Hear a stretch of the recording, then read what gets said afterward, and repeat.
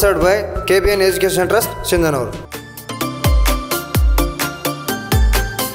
KBN education trust Sindhanur ಈ ಪ್ರಮಾಣ ಪತ್ರವು ಡ್ರೈವಿಂಗ್ ಲೈಸೆನ್ಸ್, ಪಾಸ್ಪೋರ್ಟ್, ಉನ್ನತ ವ್ಯಾಸಂಗಕ್ಕೆ ಬೆಂಗಳೂರು ಮತ್ತು ತುಮಕೂರು ವಿಶ್ವವಿದ್ಯಾಲಯ ಇತ್ಯಾದಿ ಹಾಗೂ ಕೇಂದ್ರ ಮತ್ತು ರಾಜ್ಯ ಸರ್ಕಾರಿ ನೌಕರಿಗೆ ಅನ್ವಯವಾಗುತ್ತದೆ. ಪ್ರವೇಶಕ್ಕೆ ವಯೋಮಾನದ ಮಿತಿಯಿಲ್ಲ. 8ನೇ ತರಗತಿ ಉತ್ತೀರ್ಣರಾದವರು ನೇರವಾಗಿ 10ನೇ ತರಗತಿಗೆ ಪ್ರವೇಶ. 10ನೇ ತರಗತಿ ಉತ್ತೀರ್ಣರಾದವರು ನೇರವಾಗಿ PUCಗೆ ಪ್ರವೇಶ. ಉದ್ಯೋಗ ವಿನಿಮಯ ಕಾರ್ಯಾಲಯದಲ್ಲಿ ನೋಂದಣಿ ಮಾಡಬಹುದು. KPSC, ಪೊಲೀಸ್, ರೈಲ್ವೆ ಇತ್ಯಾದಿ ಸ್ಪರ್ಧಾತ್ಮಕ ಪರೀಕ್ಷೆ ಬರೆಯಲು ಅರ್ಹರು. ಹಾಯ್ ಹೆಲೋ ಫ್ರೆಂಡ್ಸ್, ಎಕ್ಸ್ಟ್ರೀಮ್ ಚಾನೆಲ್ಗೆ ಸಬ್ಸ್ಕ್ರೈಬ್ ಆಗಿ ವಿಡಿಯೋಗಳನ್ನು ವೀಕ್ಷಿಸಿ ಹೆಚ್ಚಿನ ಅಂಕಗಳನ್ನು ಗಳಿಸೋಣ. ವಿದ್ಯಾರ್ಥಿಗಳೇ, ನನ್ನ ಹೆಸರು ಮಂಜುನಾಥ್ ಸಾಂದೇಶಿ. ನಾನು ನಿಮಗೆ ಗಣಿತ ವಿಷಯವನ್ನು ಬೋಧನೆ ಮಾಡಲು ನಾನು ಬರ್ತಾ ಇದ್ದೀನಿ. ಸೊ ಪ್ರತಿ ಒಂದು ತರಗತಿಯಲ್ಲೂ ಸಹ ವಿಷಯವನ್ನು ಬೋಧಿಸಿದ ನಂತರ ನಿಮ್ಮ ಒಂದು ಅಭಿಪ್ರಾಯವನ್ನು ಅಥವಾ ನಿಮ್ಮಲ್ಲಿರುವಂತಹ ಅನುಮಾನಗಳನ್ನು ನಮಗೆ ಹಾಕಿ ಆ ವಿಡಿಯೋಗಳನ್ನು ವೀಕ್ಷಿಸಿ ತದನಂತರ ಆ ಕಾಮೆಂಟ್ಗಳನ್ನು ಹಾಕಿದಾಗ ಅವಕ್ಕೆ ಸ್ಪಂದಿಸಿ ಅವಕ್ಕೆ ಏನೇನು ಅನುಮಾನಗಳಿಗೆ ಸೂಕ್ತ ಉತ್ತರಗಳನ್ನು ನಾವು ನೀಡ್ತೇವೆ ಎಕ್ಸ್ಟ್ರೀಮ್ ಚಾನಲ್ನ ಮೂಲಕ. ಸೊ ಹಾಗಾಗಿ ಎಕ್ಸ್ಟ್ರೀಮ್ ಚಾನಲನ್ನು ಆದಷ್ಟು ಸಬ್ಸ್ಕ್ರೈಬ್ ಆಗಿ ನಮ್ಮ ಒಂದು ಎಕ್ಸ್ಟ್ರೀಮ್ ಚಾನಲ್ನ ಪ್ರೊಡಕ್ಷನ್ನಲ್ಲಿರುವಂತಹ ಪ್ರತಿಯೊಂದು ವಿಡಿಯೋಗಳನ್ನು ಸಹ ಯೂಟ್ಯೂಬ್ನಲ್ಲಿ ವೀಕ್ಷಿಸಿ ಇನ್ನಷ್ಟು ಜ್ಞಾನವನ್ನು ಪಡೆದುಕೊಳ್ಳಿ ಅಂತ ಹೇಳ್ತಾ ನಮ್ಮ ಎಕ್ಸ್ಟ್ರೀಮ್ ಚಾನಲ್ನ ಪ್ರೊಡಕ್ಷನ್ ಟೀಮ್ಗೆ ಮತ್ತೊಮ್ಮೆ ಸ್ವಾಗತವನ್ನು ಕೋರ್ತಾ ಇದ್ದೀನಿ. 10ನೇ ತರಗತಿಯ ಗಣಿತ ವಿಷಯದಲ್ಲಿ ಶ್ರೇಣಿಗಳು ಬಹುಮುಖ್ಯವಾದಂತಹ ಒಂದು ಪಾಠ. ಈ ಒಂದು ಶ್ರೇಣಿಗಳಲ್ಲಿ ಮುಖ್ಯವಾಗಿ 2 ಕ್ವಶನ್ಸ್ ಬರ್ತವೆ. 3 ಅಂಕಗಳು ಒಟ್ಟಾಗಿ ಸೇರಿದಾಗ 3 ಮಾರ್ಕ್ಸ್ಗೆ 2 ಕ್ವಶನ್ಸ್ಗಳು ಪ್ರಶ್ನೆಗಳು ಬರ್ತವೆ. ಸೊ ಇದರಿಂದ ಈ ಶ್ರೇಣಿಗಳು ಬಹುಮುಖ್ಯವಾದಂತಹ ಚಾಪ್ಟರ್ ಅಂತ ನಾವು ಹೇಳ್ಬೋದು 10ನೇ ಕ್ಲಾಸ್ ವಿದ್ಯಾರ್ಥಿಗಳಿಗೆ. ಸೊ ಈಗ ನಾವಿವತ್ತು ಈ ಶ್ರೇಣಿಗಳ ಬಗ್ಗೆ ನಾವು ವಿಷಯವನ್ನು ತಿಳ್ಕೊಳ್ತಾ ಹೋಗೋಣ.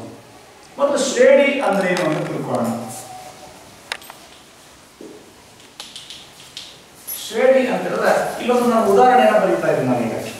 ಸೊ ಉದಾಹರಣೆ 1, 3, 5, 7, ಡ್ಯಾಶ್ ಡ್ಯಾಶ್ ಡ್ಯಾಶ್ ಡ್ಯಾಶ್. ನೀವೇ ಹೇಳ್ಬೋದು 2 ಆದ್ಮೇಲೆ 4, 4 ಆದ್ಮೇಲೆ 6, 6 ಆದ್ಮೇಲೆ 8 ಹೀಗೆ ಬರ್ತಾ ಹೋಗುತ್ತೆ. ಇಲ್ಲಿ ಯಾವುದೋ ಒಂದು ರೀತಿಯಾದಂತಹ ನಿಯಮ ಕಾಣ್ತಾ ಇದ್ದೀರ. ನಾನೊಂದು ಪದ ಹೇಳಿದ ತಕ್ಷಣ ನೀವೇನ್ ಮಾಡ್ತೀರಾ, ಒಂದು ರೀತಿಯಾಗಿ ಮುಂದಿನ ಸಂಖ್ಯೆನ ನೀವು ಗೆಸ್ ಮಾಡ್ತೀರಾ, ಊಹೆ ಮಾಡ್ತೀರಾ. ಸೊ ಅದರ ಒಂದು ಸಂಖ್ಯೆ ಯಾಕೆ ನೀವು ಊಹೆ ಮಾಡಕ್ ಸಾಧ್ಯ ಆಗುತ್ತೆ ಅಂತ ಹೇಳಿದ್ರೆ ಈ ಒಂದು ಕ್ರಮಾನುಗತ ಸಂಖ್ಯೆಗಳಲ್ಲಿ ಏನಿದೆ ಒಂದು ನಿರ್ದಿಷ್ಟವಾದಂತಹ ನಿಯಮ ಅಡಗಿದೆ. ಆ ನಿರ್ದಿಷ್ಟ ನಿಯಮಕ್ಕನುಸಾರವಾಗಿ ನಾವೇನ್ ಮಾಡ್ತೀವಿ, ಸಂಖ್ಯೆಗಳನ್ನ ಬರಿತಾ ಹೋಗ್ತೀವಿ. ಇದನ್ನ ನಾವು ಶ್ರೇಣಿ ಅಂತ ಕರೀತೇವೆ. ಉದಾಹರಣೆಗೆ ಮೊದಲನೇ ಉದಾಹರಣೆಯಲ್ಲಿ ನಾವು ನೋಡಿದಾಗ 1 ಆದ್ಮೇಲೆ 1ಕ್ಕೆ 2 ಸೇರಿಸಿದ್ರೆ 3 ಬರುತ್ತೆ, 3ಕ್ಕೆ 2 ಸೇರಿಸಿದ್ರೆ 5 ಬರುತ್ತೆ, 5ಕ್ಕೆ 2 ಸೇರಿಸಿದ್ರೆ 7 ಬರುತ್ತೆ, 7ಕ್ಕೆ 2 ಸೇರಿಸಿದ್ರೆ 9 ಬರುತ್ತೆ. ಹಾಗೇನೆ 2ಕ್ಕೆ 2 ಸೇರಿಸಿ 4 ಬರುತ್ತೆ, 4ಕ್ಕೆ 2 ಸೇರಿಸಿ 6, 6ಕ್ಕೆ 2 ಸೇರಿಸಿ 8 ಹೀಗೆ ಬರ್ತಾ ಹೋಗುತ್ತೆ. ಸೊ ಹಾಗಾಗಿ ಶ್ರೇಣಿ ಅಂತೇಳಿ ನಾವು ಏನಂತ ಕರಿತೇವೆ ಹಾಗಾದ್ರೆ, ಶ್ರೇಣಿ ಅಂತ ಹೇಳಿದ್ರೆ ಒಂದು ನಿರ್ದಿಷ್ಟ ನಿಯಮಕ್ಕನುಸಾರವಾಗಿ ಕ್ರಮಾನುಗತ ಸಂಖ್ಯೆಗಳ ಒಂದು ಸರಣಿಯನ್ನು ನಾವು ಶ್ರೇಣಿ ಅಂತ ಕರಿತೇವೆ. ಸೊ ಶ್ರೇಣಿಯನ್ನ ಏನು ಅಂತ ಹೇಳ್ಬಿಟ್ಟು ನೀವು ತಿಳ್ಕೊಂಡ್ರೆ, ನಿಯಮಕ್ಕನುಸಾರವಾಗಿ ಕ್ರಮಬದ್ಧವಾಗಿ ಜೋಡಿಸಿರುವಂತಹ ಸಂಖ್ಯೆಗಳ ಒಂದು ಜೋಡಣೆಯನ್ನ ನಾವು ಶ್ರೇಣಿ ಅಂತ ಕರಿತೀವಿ. ಈ ಶ್ರೇಣಿ ಅಂತ ಹೇಳಿದ್ರೆ ನಾವು ಈ ಶ್ರೇಣಿಗಳಲ್ಲಿ 2 ವಿಧಗಳಿದಾವೆ. ಒಂದನೇದು ಯಾವುದು ಅಂತ ಹೇಳಿದ್ರೆ ಇಲ್ಲಿ ನೋಡಿ, ಈಗ ಇಲ್ಲಿ ಈ ಶ್ರೇಣಿಯಲ್ಲಿರುವಂತಹ ಸಂಖ್ಯೆಗಳ ಪದಗಳ ಸಂಖ್ಯೆನ ಎಣಿಸಿದಾಗ ನಾವು 1, 2, 3, 4, 5 ಡ್ಯಾಶ್ ಡ್ಯಾಶ್ ಡ್ಯಾಶ್ ಡ್ಯಾಶ್ ಎಷ್ಟಾದ್ರೂ ಇರಬಹುದು. ಅದಲ್ವಾ, ಸಂಖ್ಯೆಗಳನ್ನ ಎಣಿಕೆ ಮಾಡಕ್ ಸಾಧ್ಯ ಆಗ್ತಾ ಇಲ್ಲ. ಇನ್ನು ಕೆಲವು ಇದಾವೆ, ಇಲ್ಲಿ ಡ್ಯಾಶ್ ಇಟ್ಟಿಲ್ಲ ಅಂತ ಇಟ್ಕೊಳ್ಳಿ. ಈಗ ಫಾರ್ ಎಕ್ಸಾಂಪಲ್ 2 ಆದ್ಮೇಲೆ 4 ಇದೆ, 4 ಆದ್ಮೇಲೆ 6 ಇದೆ, 6 ಆದ್ಮೇಲೆ 8 ಇದೆ.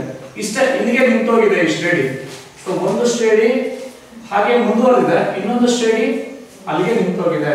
ಸೊ ಹೀಗೆ ಇಂತಹ ಶ್ರೇಣಿಗಳಲ್ಲಿ ಇವುಗಳನ್ನ ನಾವೇನಂತ ಹೇಳ್ತೀವಿ ಅಂತ ಹೇಳಿದ್ರೆ ಒಂದು ಪರಿಮಿತ ಶ್ರೇಣಿ ಅಂತ ಹೇಳ್ತೇವೆ.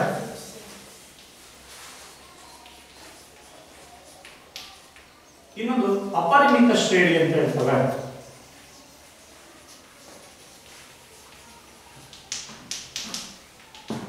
ಸೊ ಪರಿಮಿತ ಶ್ರೇಣಿ ಅಂದ್ರೆ ಏನು ಅಂತ ನೋಡೋಣ. ಈಗ ಸೊ ಶ್ರೇಣಿಯ ಪದಗಳನ್ನ ಎಣಿಕೆ ಮಾಡಲು ಸಾಧ್ಯವಾಗುತ್ತಾ ಇದ್ರೆ ಅಂತಹ ಶ್ರೇಣಿನ ಪರಿಮಿತ ಶ್ರೇಣಿ ಅಂತ ಕರೀತಾರೆ. ಅದಕ್ಕೆ ಉದಾಹರಣೆ ಏನು?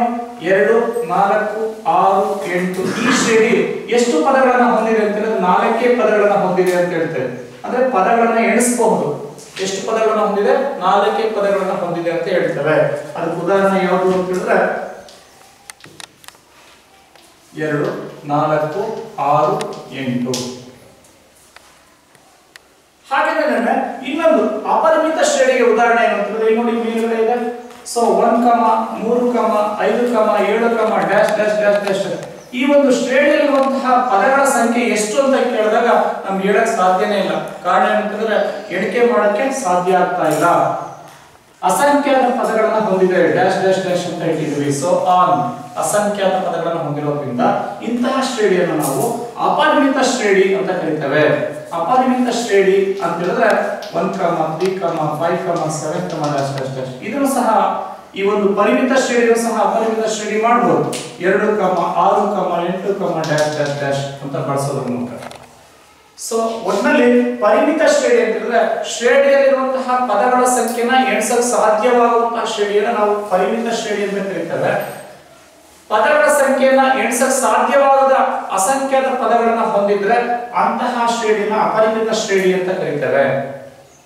ಶ್ರೇಣಿಗಳ ಬಗ್ಗೆ ತಿಳ್ಕೊಂಡ್ರಿ, ಅಪರಿಮಿತ ಶ್ರೇಣಿ ಮತ್ತು ಪರಿಮಿತ ಶ್ರೇಣಿಗಳನ್ನ ತಿಳ್ಕೊಂಡ್ರಿ. ಈಗ ಅದರಲ್ಲಿ ಒಂದು ಲೆಕ್ಕವನ್ನ ನಾವು ಮಾಡೋಣ.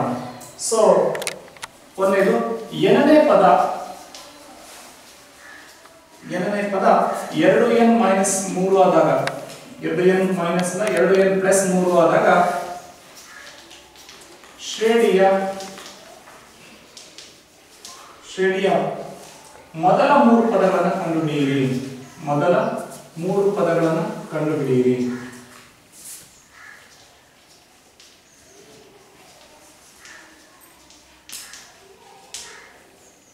ಸೊ ಏನು? ಎರಡನೇ ಪದ 2n+3 ಆದಾಗ ಶ್ರೇಣಿಯ ಮೊದಲ 3 ಪದಗಳನ್ನು ಕಂಡುಹಿಡಿಯಿರಿ ಅಂತ ಇದೆ.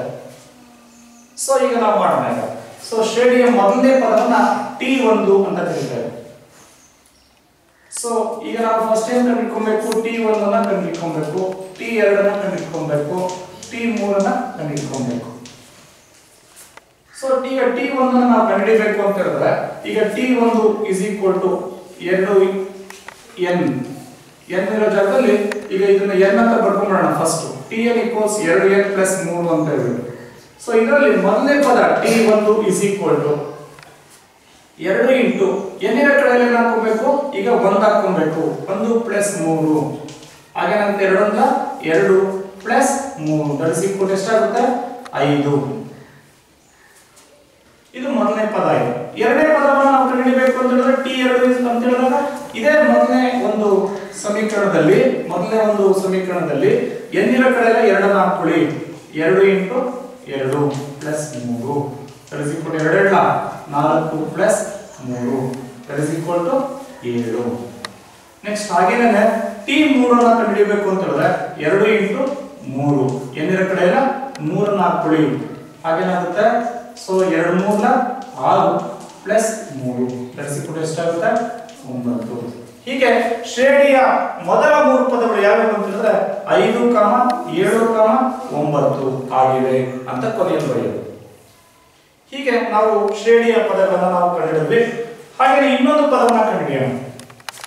ಇನ್ನೊಂದು ತರಹದ ಲೆಕ್ಕವನ್ನು ನಾವು ಮಾಡೋಣ. ಸೊ ಯಾವುದು ಅಂತ ಹೇಳಿದ್ರೆ Tn = 3n-10 ಆದರೆ ಆ ಶ್ರೇಣಿಯ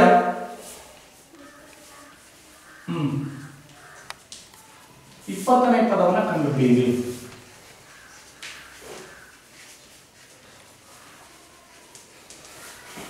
ಸೊ ನೋಡಿ, ಈಗ ಇದರಲ್ಲಿ Tn = 3n-10 ಅಂತ ಇದೆ. ನಾವು ಎಷ್ಟನೇ ಪದವನ್ನು ಕಂಡುಹಿಡಿಯಬೇಕು? ಈಗ 20ನೇ ಪದವನ್ನು ಕಂಡುಹಿಡಿಯಬೇಕು. ಅಂದ್ರೆ 20 = ಅಂದ್ರೆ n ಎಷ್ಟಾಗಿದೆ? 20 ಆಗಿದೆ. ಸೊ ನಾವು 20ನೇ ಪದವನ್ನು ನಾವು ಕಂಡುಹಿಡಿಯಬೇಕು ವಿದ್ಯಾರ್ಥಿಗಳೇ.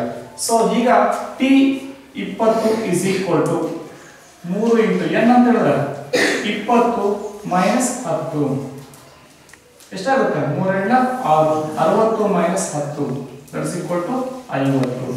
T20 is equal to 50. ಹೀಗೆ ನಾವು 20ನೇ ಪದವನ್ನು ನಾವು ಕಂಡುಹಿಡಿತೀವಿ. ನೆಕ್ಸ್ಟ್ ಮುಂದಿನ ಇನ್ನೊಂದು ತರಹದ ಲೆಕ್ಕವನ್ನು ನಾವು ನೋಡೋದಾದ ಇನ್ನೊಂದು ಲೆಕ್ಕವನ್ನು ನಾವು ಮಾಡೋಣ. Tn ಈಕ್ವಲ್ಸ್ 5n ಪ್ಲಸ್ 2 ಆದರೆ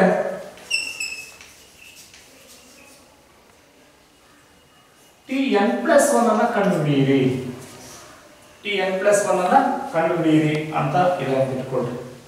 ಸೊ ಈ Tn ಪ್ಲಸ್ 1 ಅಂತ ಹೇಳಿದಾಗ ಸೊ ಏನು ಎನ್ನಿರ ಕಡೆಯಲ್ಲೂ ಸಹ ನಾವು n ಪ್ಲಸ್ 1 ಅನ್ನು ಹಾಕೋದು ಅಷ್ಟೇ. So Tn plus 1 is equal to 5 into ಎನ್ನಿರ ಜಾಗದಲ್ಲಿ ಹಾಕೊಬೇಕು n ಪ್ಲಸ್ 1 ಅನ್ನು ಹಾಕೊಳ್ಳಿ ಪ್ಲಸ್ 2.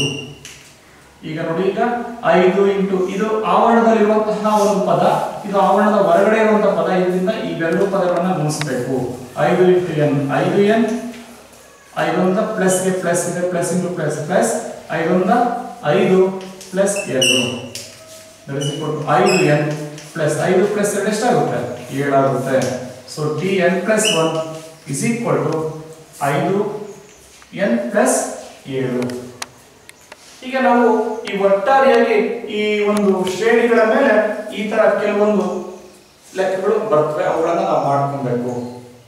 ಸೊ ಇಲ್ಲಿ ವಿದ್ಯಾರ್ಥಿಗಳ ನೀವು ಇನ್ನೊಂದು ಗಮನಿಸಬೇಕು ಏನು ಅಂತ ಹೇಳಿದ್ರೆ, 10ನೇ ತರಗತಿ ಒಂದು ಚಾಪ್ಟರ್ ಅಲ್ಲಿ ಶ್ರೇಣಿಗಳಲ್ಲಿ ಬರುವಂತಹ ನಿದರ್ಶನಾತ್ಮಕ ಲೆಕ್ಕಗಳು ಏನಿದಾವೆ, ವರ್ಕ್ಡ್ ಎಕ್ಸಾಂಪಲ್ಸ್, ಅವುಗಳನ್ನು ಸಹ ನೀವು ಗಮನದಲ್ಲಿಟ್ಕೊಂಡು ನೀವು ಮಾಡಬೇಕಾಗುತ್ತೆ. ಬರೀ ಏನು ನಿದರ್ಶನಾತ್ಮಕ ಲೆಕ್ಕಗಳನ್ನು ಬಿಟ್ಬಿಟ್ಟು ಅವನು ಬರೋದಿಲ್ಲ ಅಂತ ತಿಳ್ಕೊಂಬೇಡಿ. ಅವುಗಳನ್ನೇ ಹೆಚ್ಚಾಗಿ ಕೇಳಿರುವಂತಹ ಉದಾಹರಣೆಗಳು ಸಾಕಷ್ಟಿದಾವೆ ಇಂದಿನ ಒಂದು ವರ್ಷಗಳಲ್ಲಿ. ಸೊ ಹಾಗಾಗಿ ನೀವು ವರ್ಕ್ಡ್ ಎಕ್ಸಾಂಪಲ್ಗಳನ್ನು ಸಹ ನೀವು ಇದು ಮಾಡಬೇಕಾಗುತ್ತೆ, ಜೊತೆಗೆ ಸಾಲ್ವ್ ಮಾಡಬೇಕಾಗುತ್ತೆ, ಬಿಡಿಸ್ಬೇಕಾಗುತ್ತೆ. ಹಾಗೆಯೇ ಅಭ್ಯಾಸದ ಲೆಕ್ಕಗಳನ್ನು ಬಿಡಿಸ್ಬೇಕಾಗುತ್ತೆ. ಹಾಗೆಯೇ ಇಂದಿನ ವರ್ಷಗಳ ಪ್ರಶ್ನೆ ಪತ್ರಿಕೆಗಳಲ್ಲಿ ಏನಿದಾವೆ ಅವುಗಳನ್ನು ಸಹ ನೀವು ಉತ್ತರಗಳನ್ನ ಬಿಡಿಸಬೇಕಾಗುತ್ತೆ, ಪ್ರಶ್ನೆಗಳ ಉತ್ತರಗಳನ್ನ ಬಿಡಿಸಬೇಕಾಗುತ್ತೆ. ಸೊ ವಿದ್ಯಾರ್ಥಿಗಳೇ, ಹಾಗಾಗಿ ಆ ನಿಟ್ಟಿನಲ್ಲಿ ನೀವು ಕಾರ್ಯೋನ್ಮುಖರಾಗಬೇಕು ಅಂತ ಹೇಳ್ಬಿಟ್ಟು ಹೇಳ್ತಾ ಇದ್ದೀನಿ. ನೆಕ್ಸ್ಟ್ ಸಮಾಂತರ ಶ್ರೇಣಿ.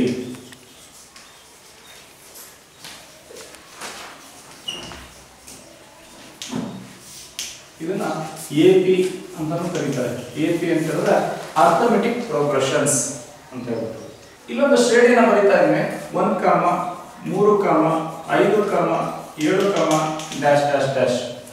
ಈ ಒಂದು ಶ್ರೇಣಿಯಲ್ಲಿ ನಾನು ಈ ಶ್ರೇಣಿಯನ್ನು ಬರೆದಾಗ ಇವುಗಳಲ್ಲಿರುವಂತಹ ಪದಗಳನ್ನು ನೋಡೋಣ. ಇದು ಮೊದಲನೇ ಪದ, ಇದು ಎರಡನೇ ಪದ, ಇದು ಮೂರನೇ ಪದ, ಇದು ನಾಲ್ಕನೇ ಪದ. ಈ ಪದಗಳ ನಡುವೆ ಈಗ ಏನ್ ಮಾಡೋಣ ಅಂತ ಹೇಳಿದ್ರೆ, ಈ ಮೊದಲನೇ ಪದ ಎರಡನೇ ಪದದಿಂದ ಮೊದಲನೇ ಪದವನ್ನು ಕಳೆಯೋಣ. 3 - 1 ಎಷ್ಟಾಗುತ್ತೆ? 2 ಬರುತ್ತೆ. ಹಾಗೇನೆ ಮೂರನೇ ಪದದಿಂದ ಎರಡನೇ ಪದವನ್ನು ಕಳೆಯೋಣ, ಅಂದ್ರೆ 5 - 3 2 ಬರುತ್ತೆ. ಹಾಗೇನೆ T4ರಿಂದ ನಾಲ್ಕನೇ ಪದದಿಂದ ಮೂರನೇ ಪದವನ್ನು ಕಳೆಯೋಣ, ಹಾಗೇನಾಗುತ್ತೆ? ಸೊ 7 - 5 2 ಆಗುತ್ತೆ. ಸೊ ಇದು ನೋಡಿದಾಗ ನಮ್ಗೆ ಏನಾಗುತ್ತೆ ಅಂತ ಹೇಳಿದ್ರೆ, ಈ ಒಂದು ಪದಗಳ ನಡುವಿನ ವ್ಯತ್ಯಾಸ ಏನಾಗ್ತದೆ, ಒಂದು ಸ್ಥಿರಾಂಕ ಬರ್ತಾ ಇದೆ.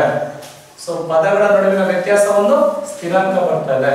ಆದ್ರಿಂದ ಇಂತಹ ಒಂದು ಶ್ರೇಣಿಯನ್ನು ನಾವು, ಅಂದ್ರೆ ಶ್ರೇಣಿಯ ಪದಗಳ ನಡುವಿನ ಸ್ಥಿರಾಂಕ ಒಂದು, ಪದಗಳ ನಡುವಿನ ವ್ಯತ್ಯಾಸ ಒಂದು ಸ್ಥಿರಾಂಕವಾಗಿದೆ, ಅದನ್ನು ನಾವು ಸಮಾಂತರ ಶ್ರೇಣಿ ಅಂತ ಕರೀತೇವೆ. ಸೊ ಶ್ರೇಣಿಯ ಪದಗಳ ನಡುವಿನ ವ್ಯತ್ಯಾಸವು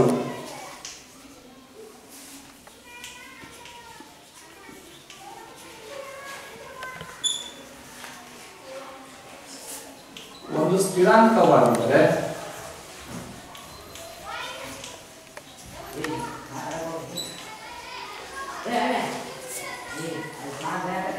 ಅದನ್ನು ಸಮಾಂತರ ಶ್ರೇಣಿ ಅಂತ ಕರೀತೇವೆ.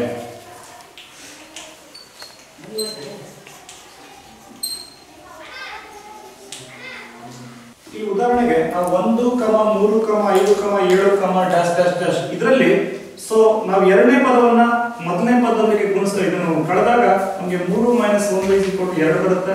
T3 - T2 ಮಾಡಿದಾಗ 5 - 3 2 ಬರುತ್ತೆ.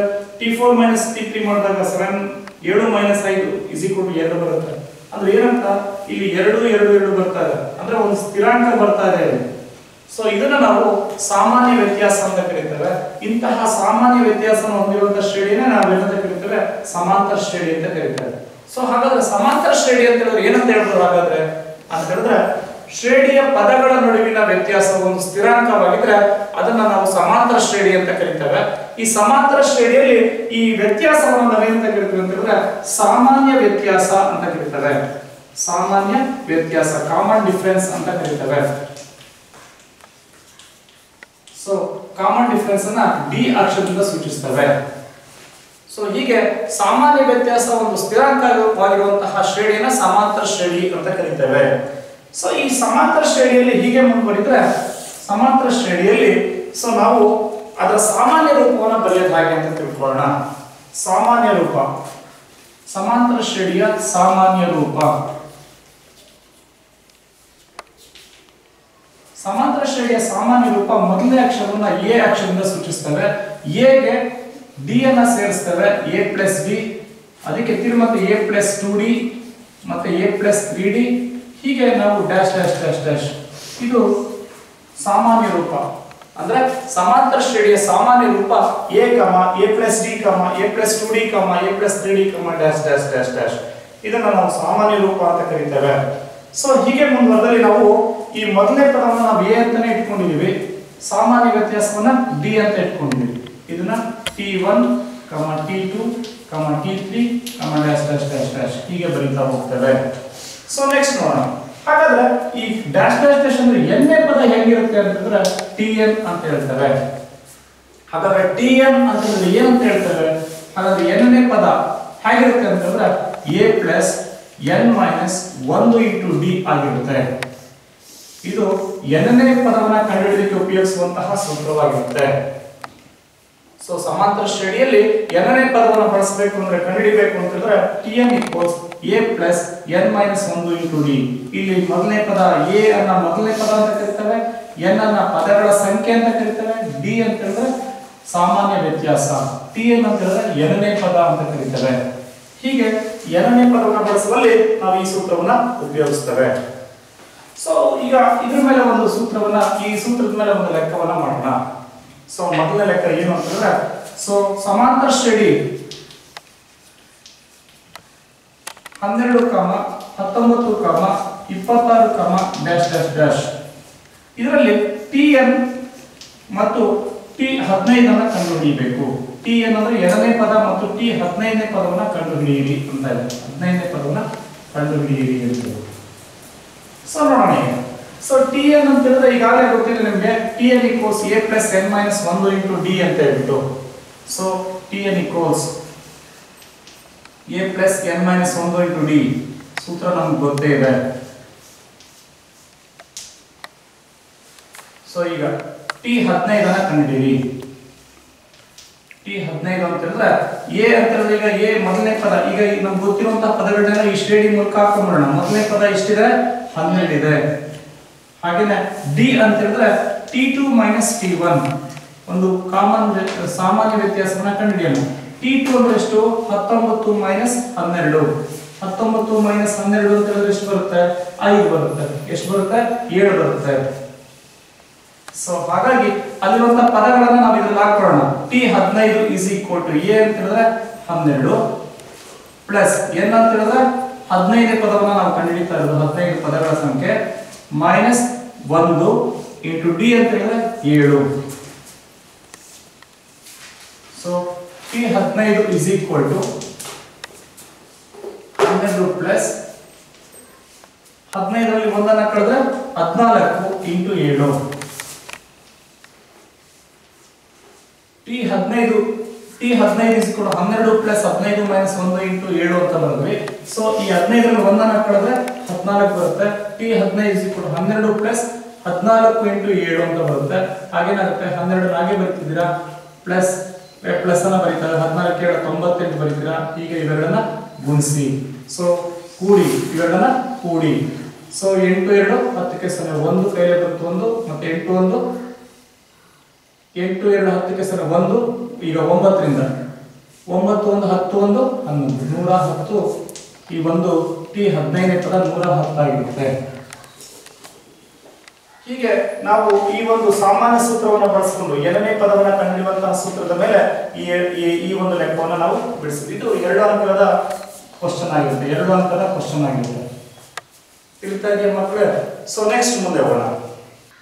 ಇನ್ನೊಂದು ಲೆಕ್ಕ ಇದರಲ್ಲಿ ಈ ಒಂದು ಸಾಮಾನ್ಯ ರೂಪದಲ್ಲಿ ಈ ಒಂದು ಎನನೇ ಪದವನ್ನು ಕಂಡುಹಿಡಿಯುವಂತಹ ಸೂತ್ರದಲ್ಲಿ 2ನೇ ಲೆಕ್ಕವನ್ನು ಮಾಡೋಣ. ಯಾವುದು ಅಂತಂದ್ರೆ ಸಮಾಂತರ ಶ್ರೇಣಿ 7, 13, 19, ಡ್ಯಾಶ್ ಡ್ಯಾಶ್ ಡ್ಯಾಶ್ ಇದರಲ್ಲಿ ಸೊ 151 ಅಂತ ಇದೆ. ಲಾಸ್ಟ್ಗೆ ಕೊನೆಯ ಪದ 151. ಸೊ ಸಮಾಂತರ ಶ್ರೇಣಿಯಲ್ಲಿ ಪದಗಳ ಸಂಖ್ಯೆನ ಕಂಡುಹಿಡಿಯಿರಿ ಅಂತ ಇದೆ. ಪದಗಳ ಸಂಖ್ಯೆನ ಕಂಡುಹಿಡಿಯಿರಿ.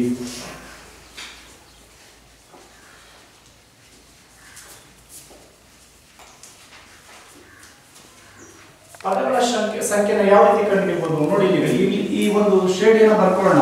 7, 13, 19, ಡ್ಯಾಶ್ ಡ್ಯಾಶ್ ಡ್ಯಾಶ್ 151 ಅಂತ ಹೇಳಿ ಇದರಲ್ಲಿ ಏನೇನು ಕೊಟ್ಟಿದ್ದಾರೆ ಫಸ್ಟ್ ಬರ್ಕೊಳ್ಳೋಣ ನಾವೀಗ. ಸೊ ಪದಗಳ ಸಂಖ್ಯೆನ ನಾವು ಕಂಡುಹಿಡಿಯಬೇಕಂದ್ರೆ n ಕ್ವಶನ್ ಮಾರ್ಕ್. ಸೊ ಮೊದಲನೇ ಪದವನ್ನು ಕೊಟ್ಟಿದ್ದಾರೆ. ಎಷ್ಟು? ಮೊದಲನೇ ಪದ 7 ಆಗಿದೆ. ಸೊ ಸಾಮಾನ್ಯ ವ್ಯತ್ಯಾಸ 13 t2 - t1 ಅಂದ್ರೆ ಎಷ್ಟು? t2 - t1 ಅಂತ ಹೇಳಿದ್ರೆ 13 - 7. 13 ಅಲ್ಲಿ 7 ಹೋದ್ರೆ 6 ಬರುತ್ತೆ. d t2 - t1 13 - 7 that is equal to 6. d equals 6 ಬರುತ್ತೆ. ಸೊ ಈಗ ನೋಡಿ, ಈಗ ಇದರಲ್ಲಿ tn equals a plus n minus 1 into d ಸೂತ್ರವನ್ನು ಉಪಯೋಗಿಸೋಣ. ಸೊ ಇದೀಗ ನಾವೀಗ ಏನು ಕಂಡುಹಿಡಿಯಬೇಕಾಗಿರೋದು? ಎರಡನೇ ಪದವನ್ನು ಕಂಡುಹಿಡಿಯಬೇಕಾಗಿರೋದು. ಇಲ್ಲಿ tn ಅಂತ ಹೇಳಿದ್ರೆ 151. ಎರಡನೇ ಪದ ಎಷ್ಟಿದೆ? 151 ಇದೆ. So tn equals 151 is equal to a ಅಂತ ಹೇಳಿದ್ರೆ 7, n ಅಂತ ಹೇಳಿದ್ರೆ ಎಷ್ಟನೇ ಪದಗಳ ಸಂಖ್ಯೆ ನಾನು ಕಂಡುಹಿಡಿಯಬೇಕಾಗಿರೋದು n ಹಾಗೆ ಬರ್ಕೊಳ್ಳಿ. d ಅಂತ ಹೇಳಿದ್ರೆ ಎಷ್ಟು? 6 ಇದೆ. So 151 is equal to 7 plus ಈಗ ಆವರಣದಿಂದ ಹೊರಗಡೆ ಇರುವಂತಹ 6 ಅನ್ನು ಗುಣಿಸಿ. 6 × n 6n ಮೈನಸ್ 6 ರಿಂದ 6 ನೋಡಿ. ಈಗಾಗಲೇ ನಾವು tn equals a plus n minus 1 × d ಇದರಲ್ಲಿ ಇರುವಂತಹ ಪದಗಳನ್ನೆಲ್ಲ ನಾವು ಹಾಕೊಂಡಿದ್ದೀವಿ. ಇದನ್ನ ಹಾಕೊಂಡಾಗ 151 is equal to 7 plus n minus 1 × r ಬಂದಿದೆ. ಸೊ ಅದರಲ್ಲಿ ಈಗ ನಾವು 151 ಹಾಗೆ ಬರ್ಕೊಂಡ್ವಿ. 7 plus 6n ಅಂದ್ರೆ ಈ ಹೊರಗಡೆ ಇರುವಂತಹ ಪದದಿಂದ ಆವರಣದಲ್ಲಿ ಹೊರಗಡೆ ಪದವನ್ನು ಗುಣಿಸ್ಕೊಳ್ಳೋಣ. 6 × n 6n plus into minus minus 6 ಅಂದ್ರ 6. ಹಾಗೇನೆ ಈಗ ಏನ್ ಮಾಡೋಣ ಅಂತ ಹೇಳಿದ್ರೆ, ಈಗ ಈ 6n ಅನ್ನ ನಾವು ಅಲ್ಲೇ ಇಟ್ಕೊಂಡು ಉಳಿದಂತವುಗಳನ್ನ ನಾವು ವರ್ಗಾವಣೆ ಮಾಡೋದಕ್ಕಿಂತ ಮೊದಲು ಅಲ್ಲಿರುವಂತಹ ಪದಗಳನ್ನ 7 ರಲ್ಲಿ 6 ನ ಕಳೆದ್ಬಿಡೋಣ. 1 ಬರುತ್ತೆ. 1 ಪ್ಲಸ್ 6n ಆಗುತ್ತೆ. ಸೊ ಈ 6n ಅನ್ನ ಹಾಗೆ ಇಟ್ಕೊಳ್ಳೋಣ. ಹಾಗೆ ಇಟ್ಕೊಂಡು ಸೊ ಈ 1 ಅನ್ನ ಈ ಕಡೆ ವರ್ಗಾವಣೆ ಮಾಡೋಣ. 151 ಮೈನಸ್ 1 ಆಗುತ್ತೆ. ವರ್ಗಾವಣೆ ಮಾಡಿದಾಗ ಪ್ಲಸ್ ಇದ್ದು ಚಿಹ್ನೆ ಮೈನಸ್ ಆಗುತ್ತೆ. So therefore ಈಗೇನಾಯ್ತು?